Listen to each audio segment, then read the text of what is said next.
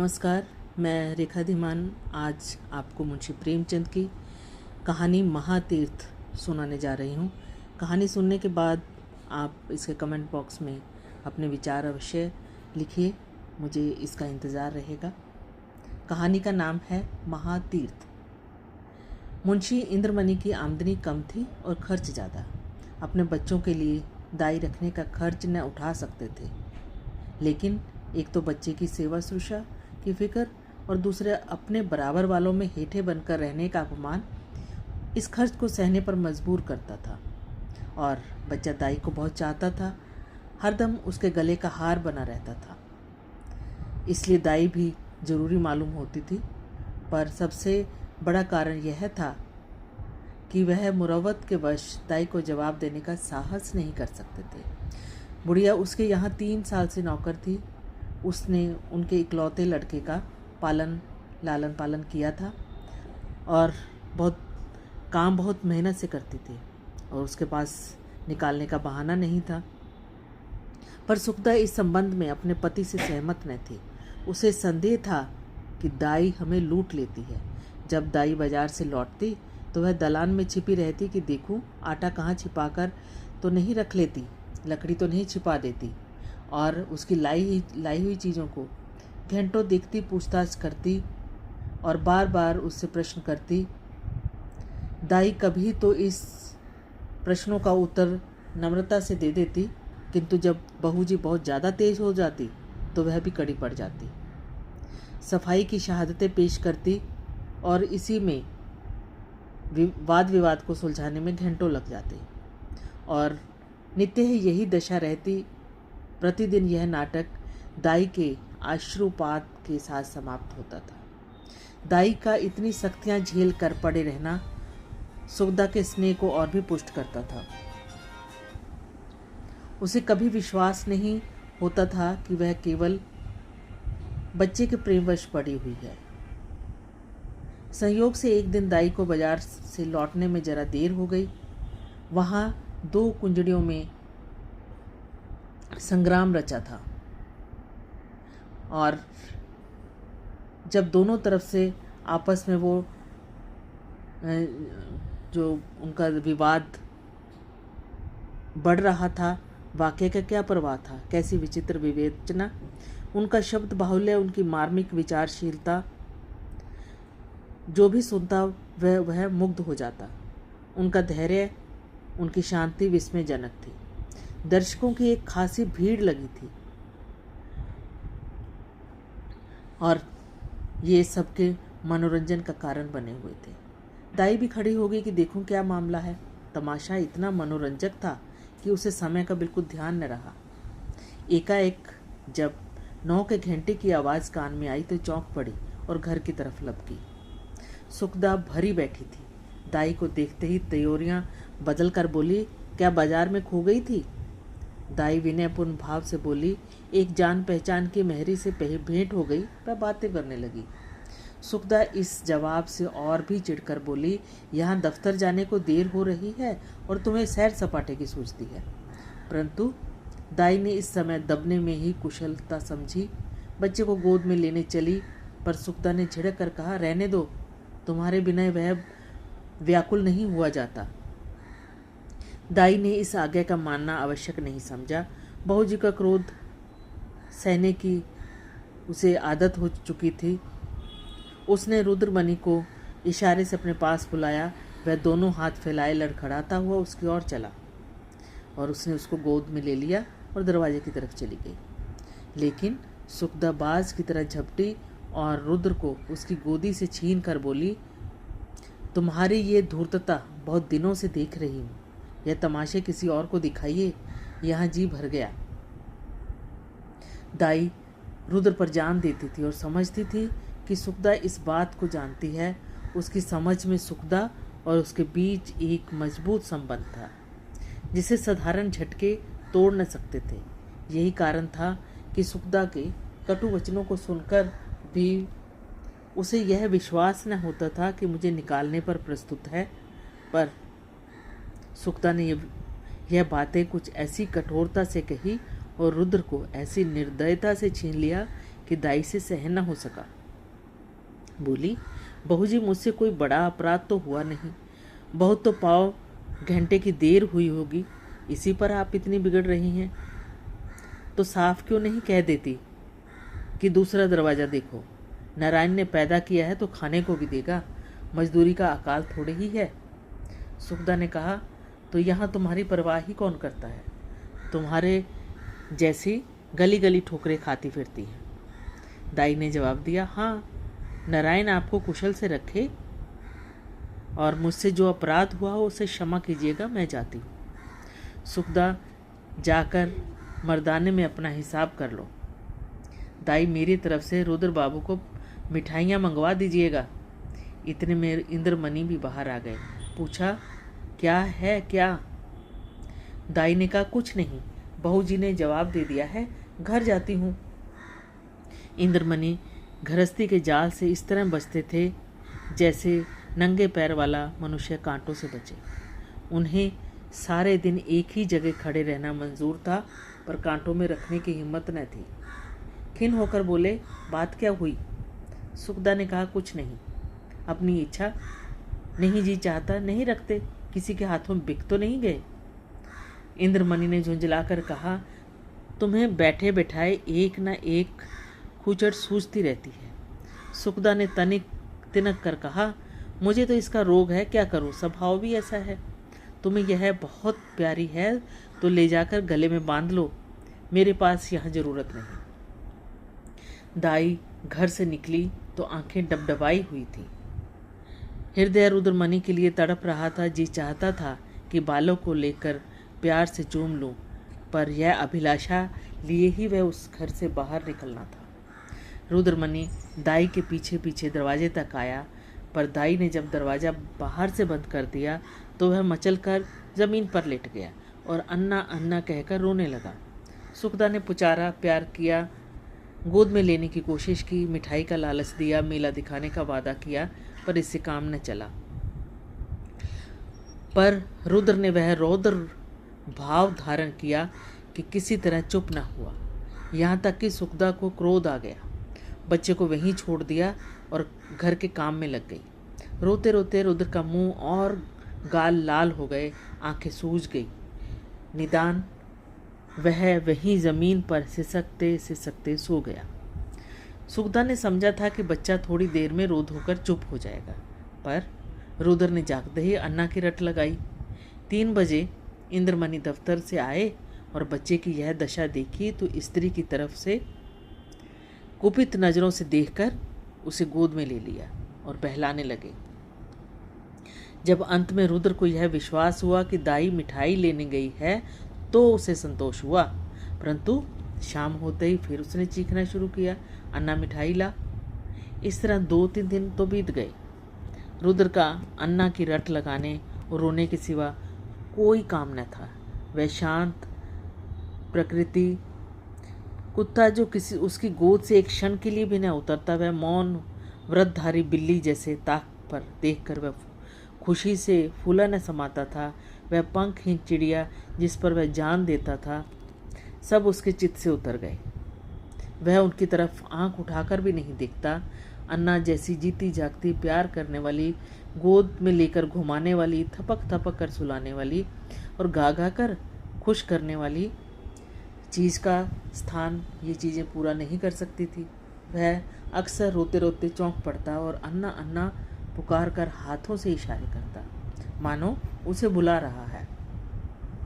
अन्ना की खाली कोठड़ी में घंटों बैठे रहता। उसे आशा होती कि अन्ना यहाँ आती होगी। इस कोठड़ी का दरवाज़ा खुलता तो अन्ना अन्ना कहकर दौड़ता, समझता कि अन्ना आ गई। उसका भरा हुआ शरीर घुल गया, गुलाब जैसा चेहरा सूख गया। माँ और बाप उसकी मोहनी हंसी के लिए तरस रहे थे। यदि कोई बहुत गुदगुदाने या छेड़ने से हंसता, केवल दिल रखने के लिए हंस रहा है। उसे अब दूध से प्रेम नहीं था, न मिश्री से, न मेवे से, न मीठे बिस्किट से। उनमें मज़ा तब था जब अन्ना अपने हाथों से खिलाती थी, अब उनमें मज़ा नहीं था। 2 साल तक लहलहाता हुआ सुंदर पौधा मुरझा गया। वह बालक जिसे गोद में उठाते ही नरमी, गर्मी और भारीपन का अनुभव होता था, वह सूख कर कांटा हो गया। सुखदा अपने बच्चे की यह दशा देखकर भीतर ही भीतर कुढ़ती, अपनी मूर्खता पर पछताती। इंद्रमणि जो शांत प्रिय आदमी थे, अब बालक को गोद से अलग न करते थे। रोज उसे हवा खिलाने ले जाते थे और खिलौने लाते थे, पर मुरझाया पौधा किसी तरह भी न पनपता था। दाई उसके लिए संसार का सूर्य थी। उस स्वाभाविक गर्मी और प्रकाश से वंचित होकर हरियाली की बाहर कैसे दिखता। दाई के बिना उसे अब चारों ओर अंधेरा सन्नाटा दिखाई देता था। दूसरी अन्ना तीसरे ही दिन रख ली, पर रुद्र उसकी सूरत देखते ही मुंह छिपा लेता, मानो वह कोई चुड़ैल है। प्रत्यक्ष रूप में दाई को न देखकर वह रुद्र अब उसकी कल्पना में मगन रहता। वहाँ उसकी अन्ना चलती फिरती दिखाई देती, उसे उसकी गोद में थी। वही स्नेह, प्यारी प्यारी बातें, वही गाने, वही मिठाइयाँ, वही सुहावना संसार और आनंद में जीवन। अकेले बैठकर कल्पित अन्ना से बातें करता। अन्ना कुत्ता भौंके, अन्ना गायें दूध देती, अन्ना उजला उजला घोड़ा दौड़े, ऐसी बातें करता। अन्ना पानी, दूध का गिलास लेकर उसकी कोठरी में रखा था और कहता, अन्ना दूध पिला।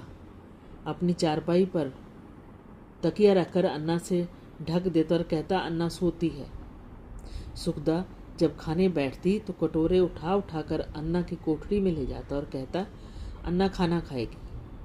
अन्ना अब उसके लिए एक स्वर्ग की वस्तु थी, जिसके लौटने की अब उसे बिल्कुल आशा न थी। रुद्र के स्वभाव में धीरे धीरे बालकों की चपलता और सजीवता की जगह एक निराशापन और आनंद विहीनता दिखाई देने लगी। 3 हफ्ते इसी तरह गुजर गए। बरसात का मौसम था, कभी बेचैन करने वाली गर्मी, कभी हवा के ठंडे झोंके। बुखार और जुकाम का जोर था। रुद्र की दुर्बलता इस ऋतु परिवर्तन को बर्दाश्त न कर सकी। सुखदा उसे फलालैन का कुर्ता पहनाए रखती थी, उसे पानी के पास नहीं जाने देती, नंगे पैर एक कदम नहीं चलने देती, परंतु सर्दी लग ही गई। रुद्र को खांसी और बुखार आने लगा। प्रातःकाल का समय था। रुद्र चारपाई पर आंखें बंद किए लेटा था। डॉक्टरों का इलाज निष्फल हुआ। सुखदा चारपाई पर बैठी उसकी छाती में तेल की मालिश कर रही थी और इंद्रमणि करुणापूर्ण आंखों से बच्चे को देख रहे थे। इधर सुखदा से बहुत कम बोलते थे। उन्हें इससे एक तरह से चिढ़ सी हो गई थी। वह रुद्र की बीमारी का एकमात्र कारण उसी को समझते थे। वह उसकी दृष्टि में बहुत नीच स्वभाव की स्त्री थी। सुखदा ने डरते डरते कहा, आज बड़े हकीम साहब को बुला लेते, शायद उसकी दवा से फायदा हो। इंद्रमणि ने काली घटाओं की ओर देखकर रुखाई से जवाब दिया, बड़े हकीम नहीं, धनवंतरी भी नहीं, जो भी आवे उसे कोई फायदा न होगा। सुखदा ने कहा, तो क्या अब किसी की दवा न होगी? इंद्रमणि, बस इसकी एक ही दवा है और अलभ्य है। सुखदा, तुम्हें तो बस एक ही धुन सवार है, क्या बुढ़िया आकर अमृत पिला देगी? इंद्रमणि, यदि नहीं समझती हो तो अब तक नहीं समझी तो रोगी, बच्चे से हाथ धोना पड़ेगा। सुखदा, चुप भी रहो, क्या अशुभ मुंह से निकालते हो? यदि ऐसी ही जली कटी सुनानी है तो बाहर चले जाओ। इंद्रमणि, मैं तो जाता हूँ, पर याद रखो यह हत्या तुम्हारी ही गर्दन पर होगी। यदि लड़के को तंदुरुस्त देखना चाहते हो तो उसी दाई के पास जाओ, उससे विनती और प्रार्थना करो, क्षमा मांगो। तुम्हारे बच्चे की जान उसकी दया के अधीन है। सुखदा ने कुछ उत्तर नहीं दिया। उसकी आंखों से आंसू जारी थे। इंद्रमणि ने कहा, क्या मर्जी है, जाऊं उसे बुला लाऊं? सुखदा, तुम क्यों जाओगे, मैं ही चली जाऊंगी। इंद्रमणि, नहीं, क्षमा करो, मुझे तुम्हारे ऊपर विश्वास नहीं है। न जाने तुम्हारी जुबान से क्या निकल पड़े कि जो वह आती भी हो तो न आवे। सुखदा ने पति की ओर फिर तिरस्कार की दृष्टि से देखा और बोली, हाँ, और क्या मुझे बच्चे की बीमारी का शौक थोड़े ही है? मैंने लाज के मारे से तुमसे कहा नहीं, पर मेरे हृदय में यह बात बार बार उठी है। यदि मुझे दाई के मकान का पूरा पता मालूम होता तो मैं कभी की उसे मना लाई होती। वह मुझसे कितनी भी नाराज हो, पर रुद्र से उसे प्रेम था। मैं आज ही उसके पास जाऊंगी। तुम विनती करने को कहते हो, मैं उसके पैरों पड़ने को तैयार हूँ। उसके पैरों के आंसुओं से भिगोऊंगी और किसी तरह उसको राजी करूंगी। सुक्ता ने बहुत धैर्यधर बातें कही, परंतु उमड़ते हुए आंसू न रुक सके। इंद्रमणि ने स्त्री की ओर सहानुभूतिपूर्ण देखा और लज्जित हो बोले, मैं तुम्हारा जाना उचित नहीं समझता, मैं खुद ही जाता हूँ। कैलासी संसार में अकेली थी। किसी प्रकार किसी समय उसका परिवार गुलाब की तरह फूला हुआ था, परंतु धीरे धीरे सब पंक्तियाँ गिर गई। अब उसकी सब हरियाली नष्ट हो गई। अब वही एक सूखी हुई टहनी उस हरे भरे पेड़ का चिन्ह रह गई थी। परंतु रुद्र को पाकर इस सूखी हुई टहनी में जान पड़ गई थी। उसमें हरी भरी पत्तियां निकल आई थी। वह जीवन जो अब तक नीरस और शुष्क था, अब सरस और सजीव हो गया था। अंधेरे जंगल में भटकते हुए पथिक को प्रकाश की झलक आने लगी थी। अब उसका जीवन निरर्थक नहीं बल्कि सार्थक हो गया था। कैलासी रुद्र की भोली बातों पर निछावर हो गई, पर स्नेह सुखदा से छिपाती थी, इसलिए कि माँ के हृदय में द्वेष न हो। वह रुद्र के लिए माँ से छिपाकर मिठाई लाती, उसे खिलाकर प्रसन्न होती। वह दिन में 2-3 बार उसे उपटन मलती कि बच्चा खूब पुष्ट हो। वह दूसरों के सामने उसे कोई चीज़ नहीं खिलाती कि उसे नज़र लग जाएगी। सदा वह दूसरों के से बच्चे के अल्पाहार का रोना रोया करती कि उसे बुरी नज़र से बचाने के लिए ताबीज़ और लेके आती। यह सब उसका विशुद्ध प्रेम था और उसमें स्वार्थ की गंध न थी। इस घर से निकलकर कैलासी की यह दशा थी जो थिएटर में एकाएक बिजली के लैंपों के बुझ जाने की दर्शकों की होती है। उसके सामने वही सूरत नाच रही थी और उसे अपना घर काटे खाता था। रात ज्यों त्यों कर कटी, सुबह को वह घर में झाड़ू लगा रही थी। एकाएक बाहर ताजे हलवे की आवाज़ सुनकर बड़ी फुर्ती से निकल आई। तब तक याद आया, आज हलवा कौन खाएगा, आज गोद में कौन चहकेगा। हृदय तड़प उठा। वह व्याकुल होकर घर से बाहर निकली कि चलो रुद्र को देख आऊं, पर आधे रास्ते से लौट आई। रुद्र कैलासी के ध्यान से एक क्षण भर के लिए भी नहीं उतरता था। वह सोते सोते चौंक पड़ती, जान पड़ता रुद्र डंडे का घोड़ा दबाए चला आता है। पड़ोसियों के पास जाती तो रुद्र की ही चर्चा करती। रुद्र उसके दिल और जान में बसा हुआ था। वह रोज इरादा करती थी कि आज वो रुद्र को देखने चलेगी और उसके लिए बाजार से मिठाइयाँ और खिलौने लाएगी, पर घर से चलती रास्ते से ही लौट आती। कभी भी 2-4 कदम से आगे नहीं बढ़ी कि कौन सा मुंह लेकर जाऊं, उसे कौन सा मुंह दिखाऊं। यदि रुद्र हमें न पहचाने तो बच्चे का प्रेम का ठिकाना ही नहीं दाई से जो नई दाई है उसे हिल मिल गया होगा। यह ख्याल उसके पैरों पर जंजीर का काम करता और इसी तरह 2 हफ्ते निकल गए। कैलासी का जी उचाट रहता, जैसे उसे कोई लंबी यात्रा करनी हो। घर की चीज़ें जहाँ तहाँ पड़ी रहती, न खाने की सुध न पहनने की, और हमेशा उसी बच्चे के ध्यान में डूबी रहती। संयोग से इन्हीं दिनों बद्रीनाथ की यात्रा का समय आ गया। मोहल्ले के कुछ लोग यात्रा की तैयारी करने लगे। कैलासी की इस दशा पर उस पालतू चिड़िया किसी जो पिंजरे से निकलकर फिर किसी कोने की खोज में हो, इसी तरह वह यात्रा के लिए तैयार हो गई। आसमान पर काली घटाएं छाई और हल्की फुहारें पड़ रही थी। दिल्ली स्टेशन पर यात्रियों की भीड़ थी। चारों तरफ हलचल मची थी। कोई स्त्री को सावधान करता तो कोई अपने लड़के को समझा रहा होता कि आसामियों पर बकाया लगान की नालिश में देर न करना। एक बूढ़े व्यापारी अपने मुनीम से कह रहे थे कि माल आने में देरी हो तो खुद चले जाइएगा। कोई माला फेरने में तल्लीन था और कैलासी एक गाड़ी में बैठी सोच रही थी, इन भले आदमियों को अब भी संसार की चिंता नहीं छोड़ती। रुद्र इस समय यहाँ होता तो बहुत रोता, मेरी गोद से न उतरता। लौटकर उसे अवश्य देखने जाऊंगी। हे ईश्वर, किसी तरह गाड़ी चले। गर्मी के मारे जीव व्याकुल था। यही नहीं, झटपट गाड़ी खोल दे, यात्रियों की जान में जान आए। एकाएक उसने इंद्रमणि की बाइसिकल लिए प्लेटफॉर्म पर आते देखा। उसका चेहरा उतरा हुआ था और कपड़े पसीने से तर थे। वह गाड़ियों में झांकने लगा। कैलासी केवल यह जताने के लिए कि मैं भी यात्रा करने जा रही हूँ, गाड़ी से बाहर निकल आई। इंद्रमणि उसे देखते ही लपक कर करीब आए और बोले, क्यों कैलासी, तुम भी यात्रा को चली? कैलासी ने सगर्व दीनता से कहा, हाँ, यहाँ क्या करूँ, जिंदगी का कोई ठिकाना नहीं, मालूम नहीं कब आंखें बंद हो जाएं। रुद्र बाबू अच्छी से हैं?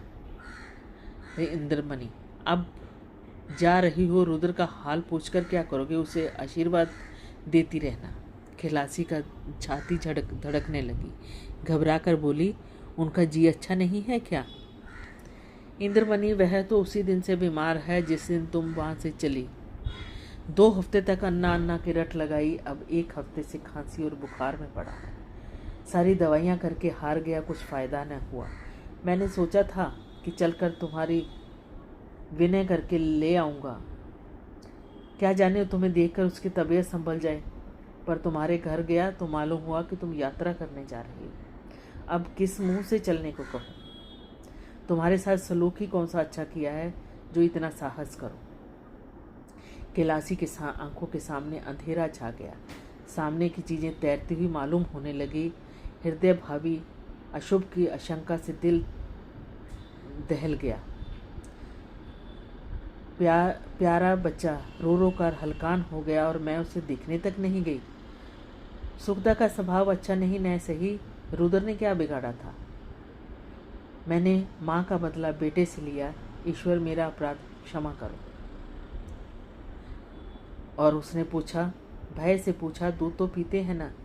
इंद्रमणि, तुम दूध पीने को कहती हो? उसने 2 दिन से आंख नहीं खोली। कैलासी, हे मेरे परमात्मा, अरे ओ कुली, बेटा आकर मेरा सामान गाड़ी से नीचे उतार दो, अब मुझे तीर्थ नहीं सूझता। मेरा बेटा जल्दी कर। बाबूजी, देखो कोई इक्का हो तो ठीक करो। इक्का रवाना हुआ। सामने सड़क पर बगियां खड़ी थी, घोड़ा धीरे धीरे चल रहा था। कैलासी बार बार झुंझलाती थी और इक्कावान से कहती थी, बेटा जल्दी कर, मैं तुझे कुछ ज़्यादा दे दूंगी।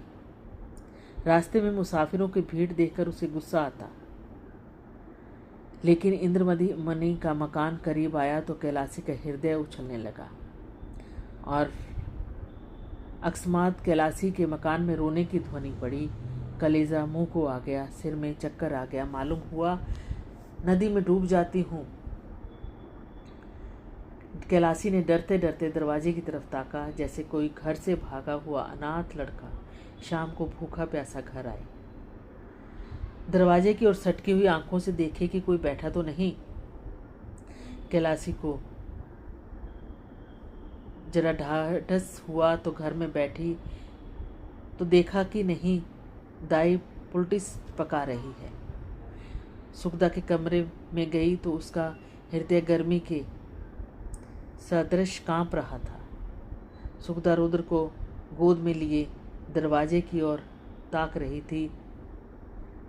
कैलासी ने सुखदा से कुछ नहीं पूछा, रुद्र को उसकी गोदी से लिया और उसके सजल नैनों से देखकर कहा, बेटा रुद्र, आंखें खोलो। रुद्र ने आंखें खोली। क्षण भर दाई को चुपचाप देखता रहा और तब तक दाई के गले से लिपट कर बोला, अन्ना आई, अन्ना आई।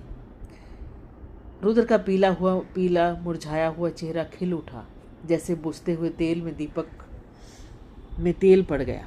ऐसा मालूम हुआ मानो वह कुछ बढ़ गया है। 1 हफ्ता बीत गया। प्रातःकाल का समय था।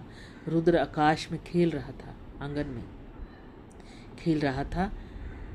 इंद्रमणि ने बाहर आकर उसे गोद में लिया और प्यार से बोले, तुम्हारी अन्ना को मारकर भगा दें? रुद्र ने मुंह बनाकर कहा, नहीं, रोएगी। कैलाशी बोली, क्यों बेटा, तुमने तो मुझे बद्रीनाथ नहीं जाने दिया, मेरी यात्रा का पुण्य कौन देगा? इंद्रमणि ने मुस्कुरा कर कहा, तुम्हें इससे कहीं अधिक पुण्य मिल गया। यह तीर्थ महातीर्थ है। बहुत ही अच्छी कहानी। आपको सुनकर सब तथ्य समझ में आए होंगे कि प्यार एक बच्चे को कैसे मुंह के मोह से वापस लेके आया। धन्यवाद।